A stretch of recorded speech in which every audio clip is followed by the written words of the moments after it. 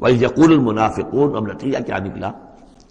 جبکہ کہہ رہے تھے وہ منافق، وَالَّذِينَ فِي قُلُوبِهِم مَرَضٌ، اور جن کے دلوں میں روگ تھا، مَا وَعَدَنَا اللَّهُ وَرَسُولُهُ إِلَّا غُرُورًا، ہم سے اللہ اور اس کے رسول نے جو وعدے کیے تھے جھوٹے ثابت ہوئے، ہمیں سبز باغ دکھا کے مروا دیا اللہ نے اور اس کے رسول نے۔ ہم سے کہا تھا کیسر و کسریٰ کی سلطنت تمہارے قلبوں میں آئے گی، ہم سے کہا تھا اللہ کی مدد آئے گی، یہ کہاں اللہ کی مدد آئی؟ بعض منافقین نے کہا ہمارا حال تو یہ کہ ہم قضائے حاجت کے لیے باہر نہیں جا سکتے ہیں، ہم مدینے کے اندر محصور ہو گئے ہیں۔